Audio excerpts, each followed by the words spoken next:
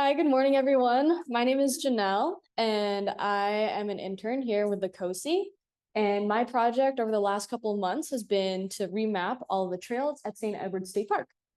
So before I get into the whole research and everything, I wanted to give a bit of context and background as to what the technology I'm using is, how it works, and how it's applied in different fields. So we're going to be talking about GIS, how it's used, and then not today, this is from a previous event, but we're not going to be going out into the field. So geographic information systems are used to convey specific or general information. It can be used to make comparisons between data sets, which is what my project involved, and it can also be used to quantify spatial characteristics. So that's things like making a map of all the link stations. Most of these are open now, but at the time of this map being made, you can see it's pink, so it means it's under construction, and you can make different maps of that. Comparisons of data sets, so making or where corn is grown versus where wheat is grown in the US. And then quantifying spatial characteristics, which this map is from a project that I collaborated with other student interns on. I'm mapping different invasive species throughout the park, and this one specifically is English holly. So GIS can be used in a bunch of different fields. So environmental management is kind of the realm that I'm in. Agriculture, like we saw in that map before with the wheat versus corn locations. Policy, so figuring out which districts or how we want to make districts for voting. And public health, so tracking COVID data, tracking where the flu is, different sort of pandemics. And there are different ways of collecting spatial data, and these are done through global navigation satellite systems. And there are different ones from different countries. You're probably most familiar with GPS, which is on your phones, Google Maps, maybe used it to get here. I know my parents did. GLONASS is another one, Galileo, and then Chinese Compass Satellite Navigation System. So there are three basic components of GIS. The satellite segment, like I just talked about, the control segment, and then the user segment. So there are satellites that orbit the Earth at about 20,000 kilometers high, and they'll orbit about twice a day.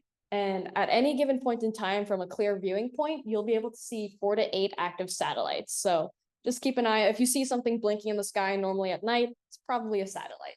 So next is the control segment. So this is like the receiver on the ground that transmits it to the user segment.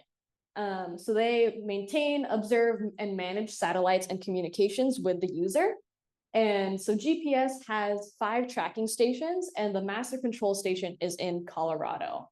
And then the rest are in different areas around the world. Then the user segment, which it would be me or us if we were going out into the field, it involves your phone or the special receivers that I'll show you in just a second. And this communicates with that control segment to collect data and transmit your specific location, get those coordinates. So this is what I would walk around the park with inside of a backpack.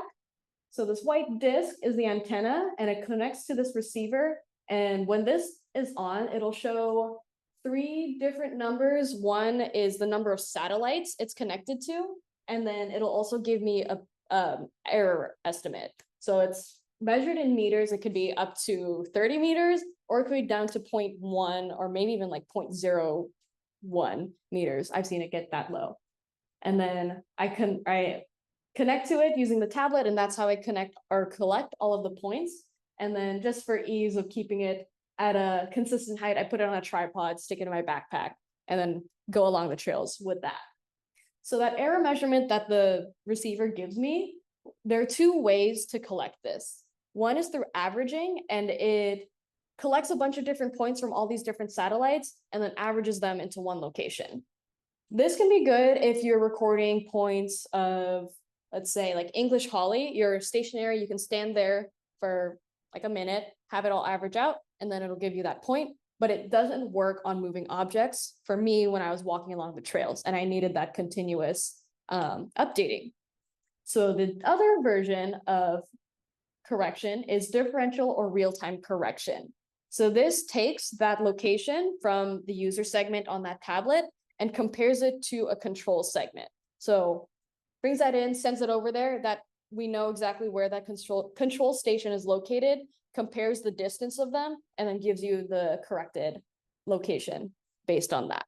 latitude and longitude. I don't know how much of this I need to go over right now, but this is how I get the specific coordinates of one of the things I had to record were culvert locations. So that exact point is planted where whatever coordinates I was given. This not so much related to mine either, but just how to read a map. This is one of the preliminary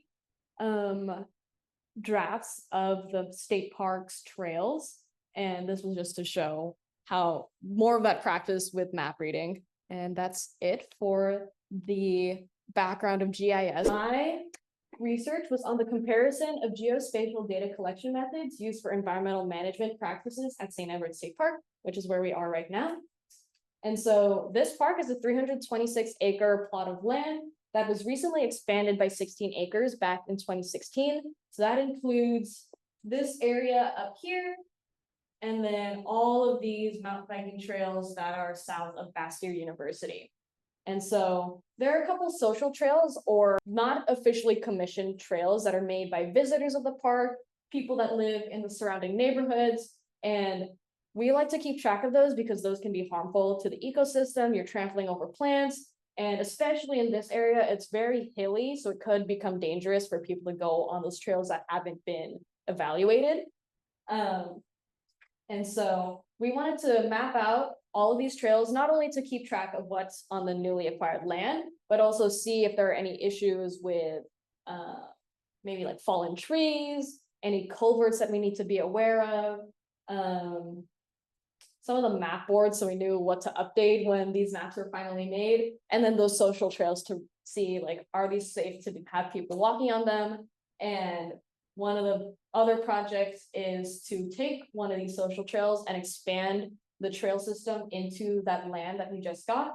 And so my thing was looking at the accuracy measurements of it and seeing how the accuracy compared using GPS methods versus GNSS RTK, which is the real-time kinematic global navigation satellite system.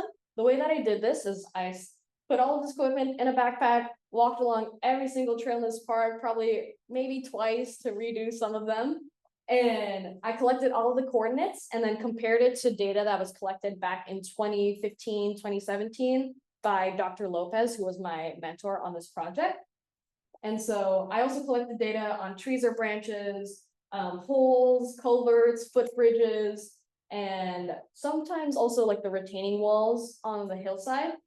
And then when I collected this data, the receiver gave me the EPE or estimated positional error, and I was able to compare that to the EPE of the data collected with GPS back in 2015.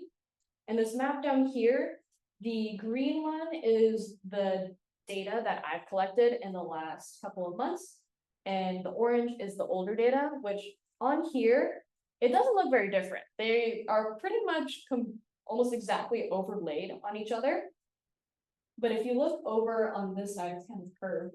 The EPE of GPS, the average was 10 meters. So 30 feet is probably outside over there towards the door that most of you walked in, pretty far. So it doesn't seem like a big deal, but I'll get into more of that later.